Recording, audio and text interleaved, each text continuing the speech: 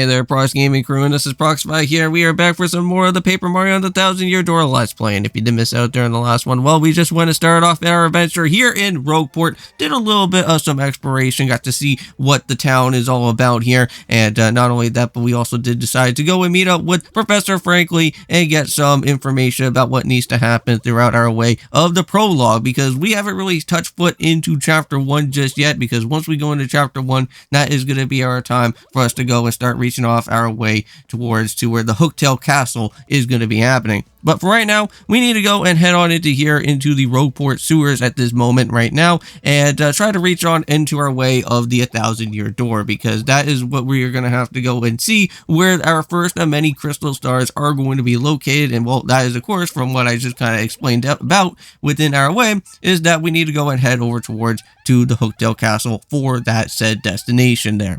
Now, within these two videos for today is not only are we going to just be, of course, going to be just doing out here with everything that needs to be known about within Paper Mario 1000-Year Door for today, but we are, of course, going to have to go and do some more of Yokai Watch 3. We are going to be doing something a little bit different within our type of chapter way of what's going on throughout that type of time, because we are going to have to turn ourselves into the Oni monster himself, Gargos, out of all things. But that's a very interesting type of thing to go and deal with in Yokai Watch 3, because I don't think in the other previous Yokai Watch games we never really got to have some sort of playable character of Gargos within our type of time from before, so that's pretty interesting.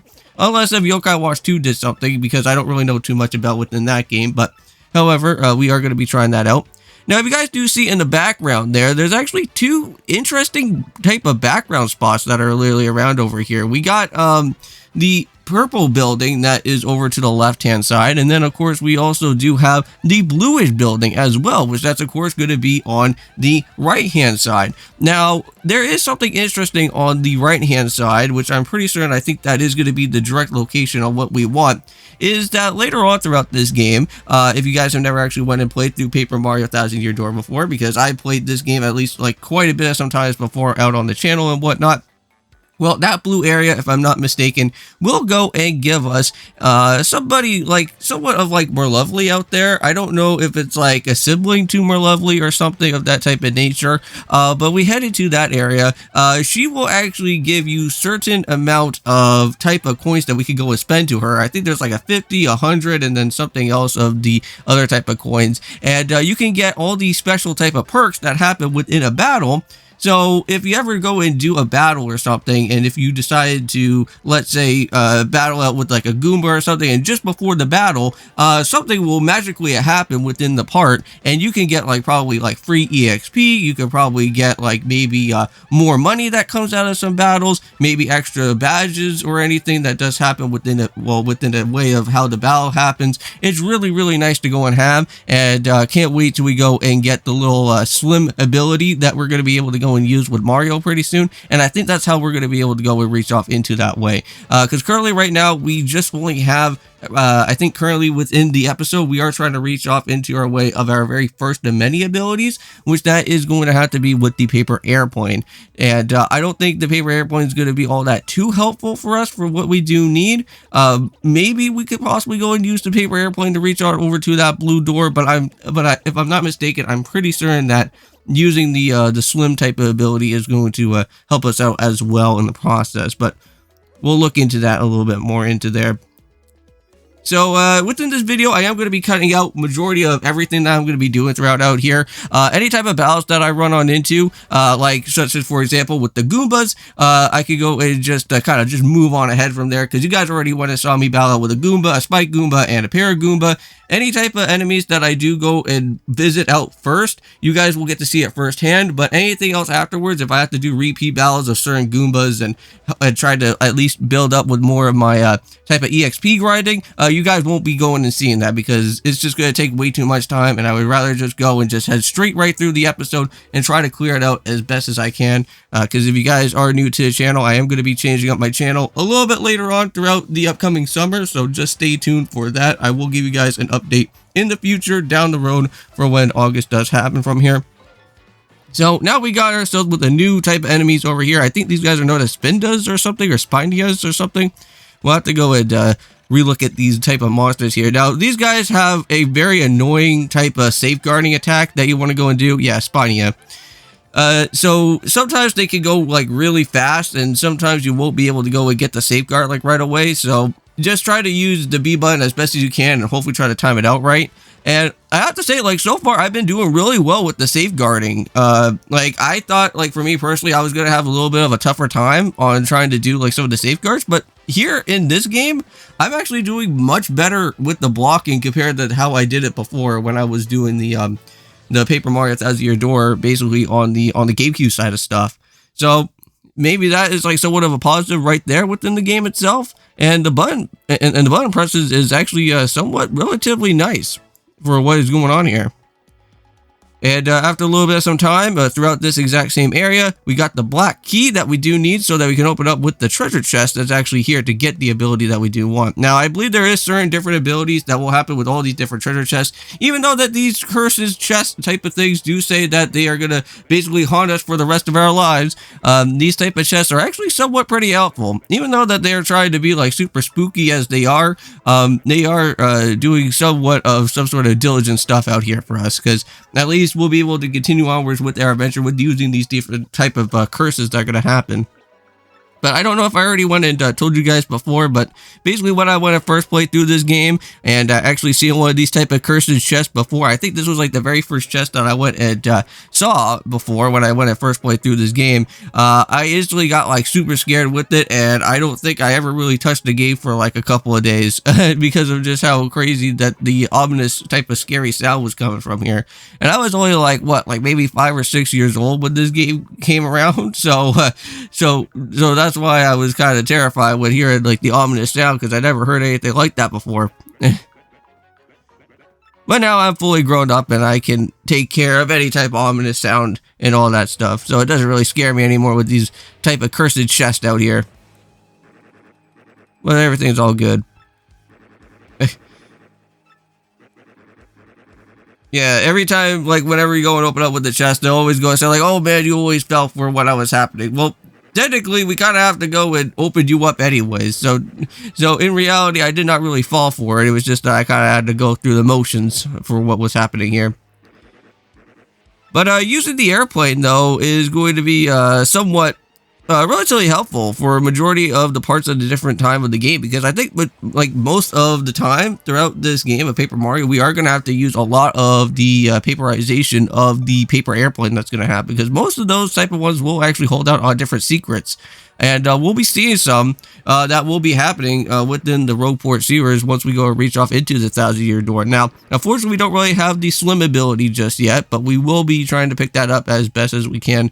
And, well, probably for what Chapter 2 is going to be happening from there. I could be wrong, or we could probably get it here in Chapter 1. No, I think it is Chapter 1. It will be Chapter 2, because Chapter 1, we still get the swim ability that will happen within Hooktail's castle. Because I think I know about that.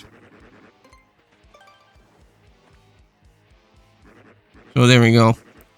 So we got that all completed. I really do like the new type of way of how things out here within the abilities with these cursed chests, they kind of revamped a little bit of some things that are here to kind of get you all into gear about how the actual controls work within the game. All right, but there we go. So that guy's all set and finished off with that, and we could go and just move over into the next part from here. Now, when we go and start reaching off into Hooktail's castle, there is going to be quite a bit of some new, well, yeah, I think there is going to be some new enemies that are going to be making their appearances, such as like meeting up with like the dry bones, and I think also with the paratroopers as well, because they're probably going to be showing up around within that place. Those paratroopers could get really, really, really annoying within that area. It's all about having to time it on the jumps properly if you can. But there's the 1,000-year door itself. And that's a lot of crystal stars that we have to go and grab for just to open up with the 1,000-year door itself. But we got a long ways to go, and I'm happy that we could go and do off this adventure out here at the very beginning to at least still experience out what the beginning of this game is going to happen.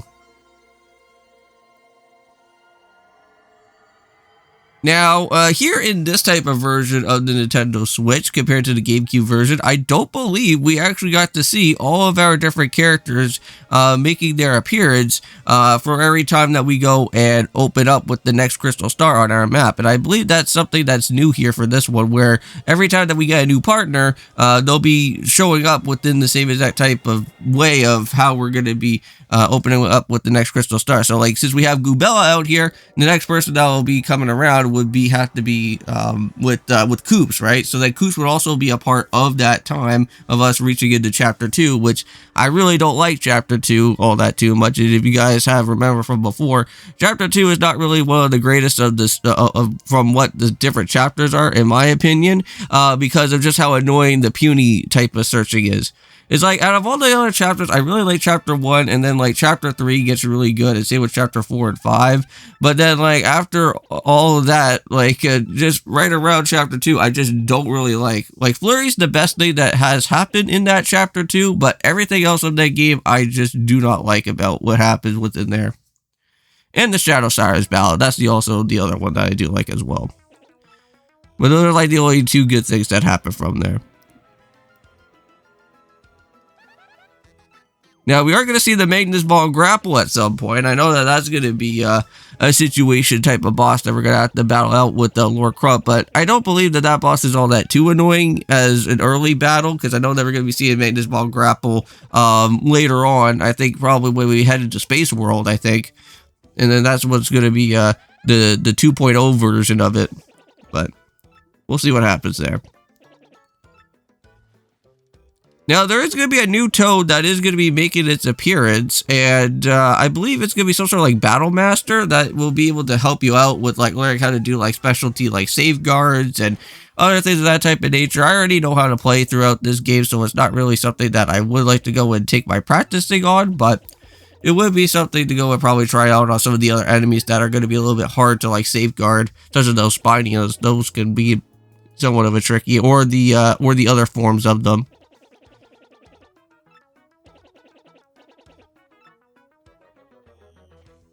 But I did actually hear that from the Olive Branch within like Twitter and stuff, is that there has been some other interesting news about with Nintendo, because it seems like a lot of things are happening within the UK right now at this point in time with Nintendo. And it seems like for some reason they have like another type of survey that's going on, and it's dealing with all this Mario RPG type of stuff, or like well, any type of like RPG style based Mario game. And they've been bringing up the topic about like Super Mario RPG. They've been bringing up Mario and Luigi series out here, and then also with Paper Mario. And there was some like interesting details that were happening throughout these surveys, which I believe they were recent, that was going on. And it was talking about like if you wanted like to have like creativity within these certain type of JRPG games and other things of that type of nature, and have like other like new characters make their appearance, like I think that would be really cool, because I just hopefully hope that whenever the next Paper Mario game that actually does have like a new type of, well, within a new type of storyline and everything that goes on for like the next Nintendo Switch that happens for like the Nintendo Switch 2, hopefully this one is going to be a great one. I would like to see partners. That would be one thing that I would like to see, that, because like I know that Origami King had some bit of partner aspect to it, but you hardly ever really got to go and use them all that much, because it was just only for that one specific type of mission within that said chapter, and after that, like, you don't really get to see them anymore after.